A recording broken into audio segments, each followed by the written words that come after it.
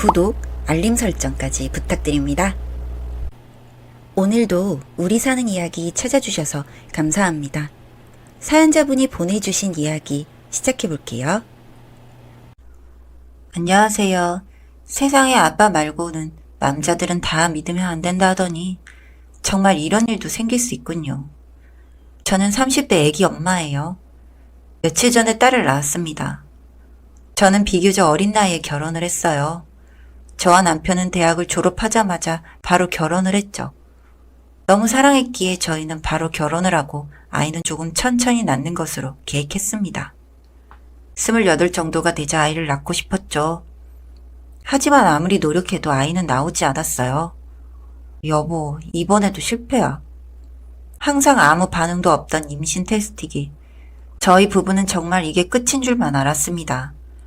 정말 너무 힘들고 또 힘들었죠. 아이 소식은 아무리 노력해도 좀처럼 오지 않았어요. 저희는 그렇게 30대 후반이 되어가고 있었습니다. 더 나이 들기 전에 애 하나는 있어야 할 텐데 우리 다시 한번 노력해보자. 이제 몇 년 더 지날 때까지 못 낳으면 노산이야. 다시 한번 노력해보자는 남편.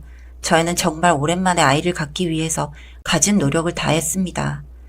산부인과에 다니면서 열심히 관리도 받고 애 낳기 좋다는 것은 뭐든지 다 먹었죠.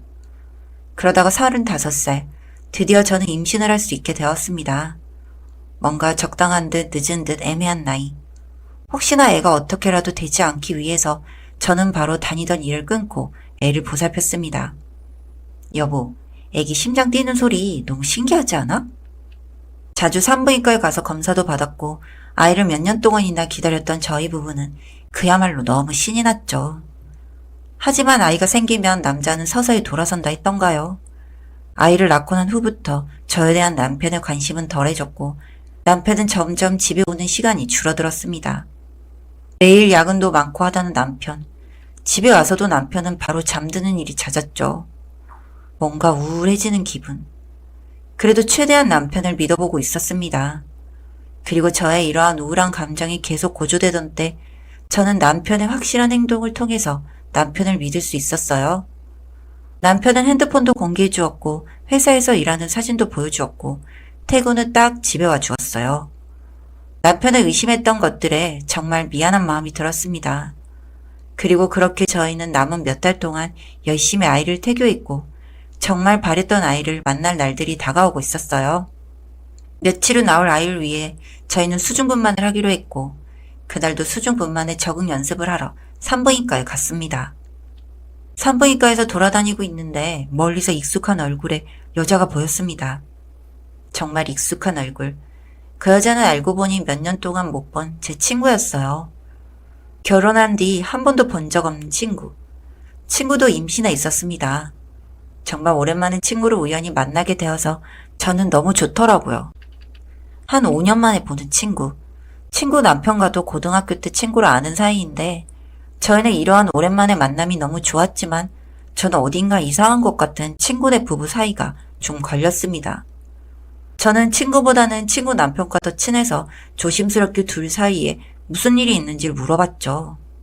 사실 우리 지금 애가 이 애가 첫 애가 아니고 애가 하나 더 있어. 지금 뱃속의 애는 첫째랑 연년생이야. 그런데 첫 애가 나랑 하나도 안 닮은 것 같아. 일단 더 커봐야 알겠지만 진짜 하나도 안 닮은 것 같다. 땡땡이를 닮은 것도 아닌 것 같고 산부인과에서 애가 바뀐 게 아닌가 싶어 이건. 친구 남편의 말은 그야말로 충격적이었습니다. 아무도 안 닮았다는 얘기. 저는 일단 유전자 검사를 해보는 게 어떻겠냐고 했죠. 하지만 정말 신기하게 아기는 부부 둘의 유전자도 다 통하지 않았다고 하는 겁니다. 어떻게 아무리 그래도 지금까지 유전자 검사 한번 해볼 생각을 못했어. 너 그럼 땡땡이만 그냥 의심하고 있었던 거야? 그저 충격에 아무 말도 못하는 친구 남편. 저는 이제까지는 정말 산부인과의 잘못으로 아이가 바뀐 것인 줄만 알았습니다.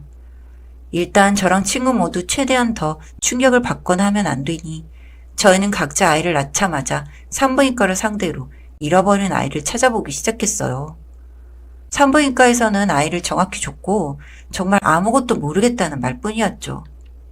분명 누가 아이를 바꿨다면 산부인과에서도 알 텐데 아무것도 모르겠다는 말은 정말 너무나도 답답했습니다. 그리고 산부인과에서는 절대 CCTV를 볼 수 없게 했고 이런 상황들이 점점 의심이 갔죠. 계속 안 보여주시니 이거 경찰에 의뢰해서 경찰 끌고 올게요. 계속 안 보여주시니 할 말 없으시죠? 결국 경찰을 끌고 병원에 갔습니다. 그리고 저희는 경찰 덕분에 보게 된 CCTV에서 정말 충격적인 영상들을 볼 수 있었습니다. 몇몇 영상들은 본인들이 삭제를 했는지 정황을 잡을 수는 없었지만 저희는 계단 쪽에 설치된 CCTV 영상을 통해서 정말 충격적인 것을 볼 수 있었습니다. 그래서 아예 눈치 안 채게 잘 바꾼 거죠? 진짜 잘했어요. 이제 산부인과 보안 쪽만 설득해서 영상 다 삭제시키고요. 아픈 애는 키울 수 없죠. 쟤도 하필이면 왜 아픈 애를 낳아주고. 인큐베이터비만 엄청 드네 진짜. 내가 저거 집안만 아니면 바로 이혼하는데 돈이 되니까 버리지는 못하겠고. 이 얘기를 듣자마자 친구는 부들부들 떨기 시작했고 저도 정말 치가 떨리더라고요. 그럼 내 아이 땡땡이가 다른 애랑 바꿔치기 한 거야? 지금 내가 키우고 있는 첫째 아이 부부랑 짜고 친 건가? 영상을 더 보면서 저희는 정말 경악을 금치 못했습니다. 사탄이 있다면 바로 여기 있는 게 아닐까 생각이 들 정도였습니다. 이 애 부부한테는 합의한 거 맞지? 못 키우겠다고 해서 우리가 키우는 걸로. 우리는 이 아픈 애는 그냥 갖다 버려. 뭐 병원 앞에 두고 오든지 어디 두고 오든지 알아서 버려. 알고 보니 친구가 낳았다던 아픈 아이는 버려진 거고 친구가 받은 아이는 아이를 못 키우겠다는 부부의 아이였습니다. 그리고 그 부부는 이 산부인과에 온 적이 없는 부부의 아이더라고요. 몰래 다른 산부인과에서 받아온 아이. 정말 이런 일이 일어날 수 있는 게 충격이었습니다. 어쩐지 그래서 네 남편이 애기가 너랑 하나도 안 닮았다고 한 거구나. 그럼 너 애기는 진짜 대체 어디 있는 거야? 진짜 애기를 찾고 싶었지만 어디다 버렸는지는 모르겠고 사진도 없어서 아이를 찾는 거든 모래사장에서 바늘찾기 같은 일이었습니다. 결국 이 일은 시작조차 할 수가 없었죠. 그냥 이 애를 키워야지. 그래도 아이를 얻고 싶었던 내게 온 애잖아. 쓰레기 같은 남편 새끼가 내 진짜 애 갖다 버리고 데려온 애긴 하지만 결국 친구는 계속해서 이 애를 키우기로 마음을 먹었지만 친구는 이 애를 그 새끼랑 같이는 못 키우겠다고 하더라고요. 땡땡아, 근데 나 이 애 그 새끼하고는 도저히 못 키우겠어. 사람 생명 그리고 본인 애도 소중히 못 여기는 애한테. 그리고 땡땡이 이 애도 한 번도 소중히 여겨준 적 없어. 매일 안 닮았네 뭐 하냐면서 나한테 혹시 바람 폈냐고 하면서 매일 나한테 뭐라고 했어. 나 이번 일 이 기회로 이 새끼랑 확실하게 이혼할 거야. 근데 이혼할 땐 이혼하더라도 이 새끼한테 뭔가는 되갚아주고 이혼하고 싶어. 친구이기도 하면서 사랑을 통해서 결혼을 한 친구와 친구 남편. 친구 남편은 정말 제 오랜 친구이기도 하지만 어째서 이런 일을 했을지. 저희는 셋이라는 친구라는 것을 아예 끼부실 필요도 있고 확실히 연을 끊기 위해서 친구 남편에게 되갚아줄 방법을 생각했습니다. 그러다 중 친구는 친구 남편이 애 낳고 다 쓰라고 했던 카드를 하나 기억했습니다. 아, 맞다. 잘하면 저 새끼 일단 거지되게는 해줄 수 있겠어. 친구는 정말 팍팍 쓰고 다니기 시작했습니다. 백화점에 가서 이거저거 옷도 사고 저랑 매일같이 놀러도 다녔죠. 그리고 친구는 급기야 마지막에 이 카드에 연결된 계좌도 본인 계좌고 본인 계좌에 있는 돈이니 돈을 다 빼서 해외여행 티켓을 끊었습니다. 물론 제 것도요.